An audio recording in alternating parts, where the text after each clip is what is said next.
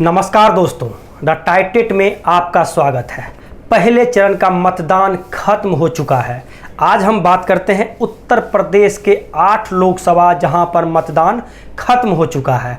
मतदान का परसेंटेज रहा है 55%, यानी 55% ही वोट अभी तक पड़े हैं 5:30 बजे के डाटा के अनुसार।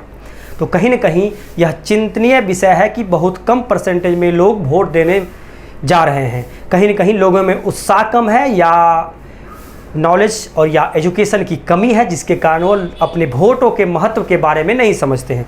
खैर, जो मामला सामने आया है, जितने वोट परसेंटेज आए हैं, ओपिनियन पोल के अनुसार जो आंकड़े थे उसमें ज़्यादा सीट पर बीजेपी का कब्जा दिख रहा था, लेकिन आंकड़े बदले हैं, पासा पलटा है। अभी जो फिलहाल स्थिति है, सबसे पहले हम बात करते हैं सहारनपुर की बात करें तो ओपिनियन पोल में लग रहा था बीजेपी प्रत्याशी राघव लखनपाल जी चुनाव जीत रहे हैं और कांग्रेस प्रत्याशी इमरान मसूद जी चुनाव हार रहे हैं। लेकिन अभी जो स्थिति मर रही है, सहारनपुर से इमरान मसूद जी चुनाव जीत रहे हैं और अच्छे खासे अंतर से, 1 लाख से ज़्यादा के अंतर से यह राघव लखनपाल जी को चुनाव हरा देंगे। तो यह सीट जा रहा है कांग्रेस के पाले में, इंडिया गठबंधन के पाले में।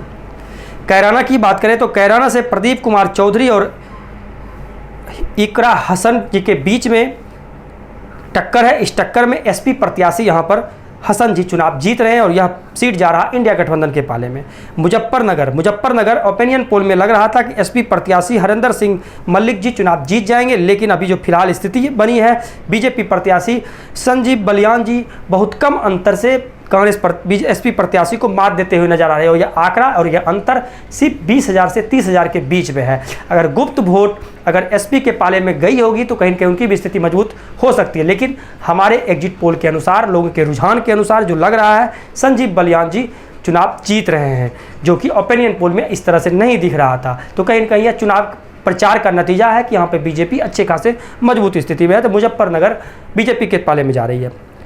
बिजनौर की बात करें, यहाँ से आरएलडी से चंदन चौहान और एसपी से दीपक सैनी जी चुनाव लड़ रहे हैं और यह सीट आरएलडी प्रत्याशी चंदन चौहान जी चुनाव जीत रहे हैं और 1 लाख से ज़्यादा अंतर से एसपी प्रत्याशी को हरा देंगे। नागीना की बात करें, बीजेपी और कांग्रेस के बीच में, यानी कांग्रेस बीजेपी से ओम कुमार और एसपी से मनोज कुमार हैं, इंडिया गठबंधन से एसपी के पाले में है और यह सीट 50-50 का आंकड़ा है। 50-50 के आंकड़े में ओम कुमार बीजेपी प्रत्याशी जीतते हुए नजर आ रहे हैं।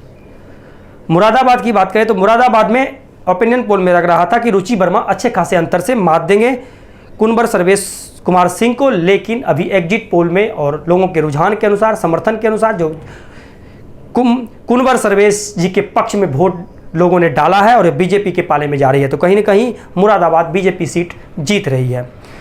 रामपुर की बात करें, रामपुर में घनश्याम सिंह लोधी जी बीजेपी प्रत्याशी हैं और एसपी प्रत्याशी महिबुल्ला नदवी जी चुनाव लड़ रहे हैं और इस बीच दोनों के बीच में टक्कर है और इस टक्कर में एसपी प्रत्याशी महिबुल्ला नदवी जी चुनाव जीत रहे हैं। तो कहीं ना कहीं रामपुर सीट जा रहा है एसपी के पाले में। उसके बाद हम पीलीभीत की बात करें तो पीलीभीत जो वरुण गांधी का गढ़ माना जाता था, बीजेपी का गढ़ माना जाता था, कहीं ना कहीं वरुण गांधी बीजेपी के कार्यकाल से संतुष्ट नहीं थे, जिस क्रियाकलाप के, क्योंकि बेरोजगारी के खिलाफ, महंगाई के खिलाफ वरुण गांधी ने लगातार बीजेपी पे हमला बोला और जिसके कारण बीजेपी ने इनको सीट नहीं दिया और वोट काट, मतलब इनका टिकट काट दिया और इन्होंने बीजेपी छोड़ भी दिया और जिसके कारण पीलीभीत से बीजेपी ने जतिन प्रसादा जी को चुनावी मैदान में उतारा। वहीं एसपी से भगवत शरण गैंगवार जी चुनावी मैदान में है और इस वरुण गांधी के विरोध के कारण यह सीट एसपी प्रत्याशी भगवत शरण जी चुनाव जीत रहे हैं। तो कहीं न कहीं बीजेपी के लिए बहुत बड़ा लॉस है कि पीलीभीत जो बीजेपी का गढ़ था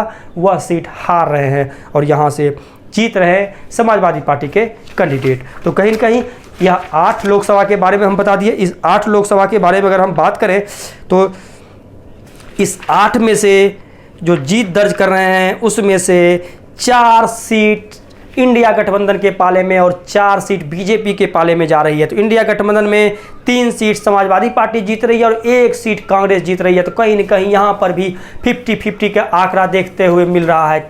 पिछले बार यहाँ पर ज़्यादातर सीट बीजेपी ने जीत दर्ज की थी, लेकिन इस बार ऐसी स्थिति नहीं है। तो कहीं न कहीं बीजेपी के लिए यह चिंता का सबक है, क्योंकि आने वाले अभी 6 चरण हैं, उसमें इनको अच्छा प्रदर्शन करना पड़ेगा अगर यह सरकार बनाना चाहती है। तो 400 का आंकड़ा तो बहुत दूर सा दिख रहा है, 300 का भी आंकड़ा छूने के कगार पे अभी मौजूद बीजेपी नहीं दिख रही है। जिस तरह से हमने 3 राज्यों का ओपिनियन पोल के बाद मैंने एग्जिट पोल बताया, एग्जिट पोल के अनुसार कहीं भी बीजेपी सुपरा साफ करते हुए नहीं नजर आ रही है और विपक्ष का हर एक जगह मजबूत स्थिति में दिखते हुए नजर आ रही है।